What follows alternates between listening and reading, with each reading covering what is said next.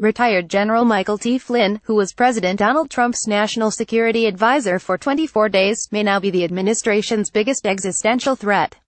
He has pleaded guilty to lying to FBI agents about contacts with Russian Ambassador Sergei Kislyak in December 2016, when Trump was president-elect but Barack Obama was still the president.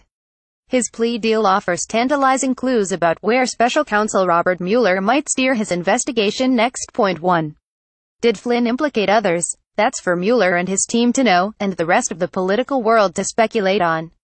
In court, Flynn admitted contacting a senior Trump transition team official not identified by name for guidance before talking to the Russian ambassador about sanctions levied by the Obama administration in response to Russia's meddling in the American election.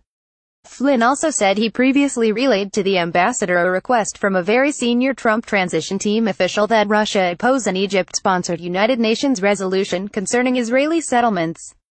That official was Trump's son-in-law, Jared Kushner, according to a report by Bloomberg View columnist Eli Lake. Point 2. Are such back-channel talks illegal? They could be a violation of the Logan Act, an obscure law that prohibits private U.S. citizens from attempting to negotiate America's disputes with foreign governments. On the books since 1799, it's seldom if ever enforced because of the difficulty in defining what is a negotiation as opposed to an informal and preliminary discussion, experts say. Washington white-collar defense lawyer Solomon Weisenberg dismissed the notion that anyone would face liability under that law, which he called a dead letter. Randall Eliason, a former federal prosecutor who now teaches at George Washington University Law School, said it's unlikely that a threatened prosecution under the Logan Act was enough to get Flynn to plead guilty, which suggests his lies to investigators were an attempt to conceal a wider array of contacts and dealings with Russia. 3. What suggests Flynn has useful information against others. Even though Flynn admitted to lying on federal disclosure forms about his work for the Turkish government, he wasn't charged with that. Plus, his plea agreement suggests his punishment could be 6 months or less in prison, even though the statutory maximum penalty for lying to federal agents is 5 years. That apparent lenience suggests Flynn had something, or someone, of value to offer Mueller, said Harold Krent, dean of the Chicago K&N College of Law. People are sweating in the administration right now, said Krent, author of a 2005 book on presidential power. He added, the net is tightening around somebody almost certainly superior to Flynn. Point 4.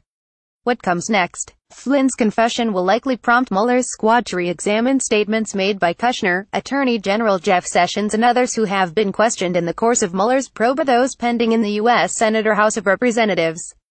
George Papadopoulos, once a low-level foreign policy advisor for the campaign, admitted to lying to federal agents about Russia contacts in October. He, too, is cooperating with Mueller. Point 5. Could Flynn lead prosecutors to Trump? Remember that Trump fired FBI Director James Comey after imploring him, unsuccessfully, to drop the criminal investigation of Flynn. That, and the president's frequent carping about Sessions recusing himself from the investigation leaving him unable to protect the president, has sparked suspicion that Trump himself is attempting to obstruct the ongoing Russia probe. While that may make for good chatter, putting together such a case may be difficult, since each of those acts by Trump has an alternative explanation, Krent said.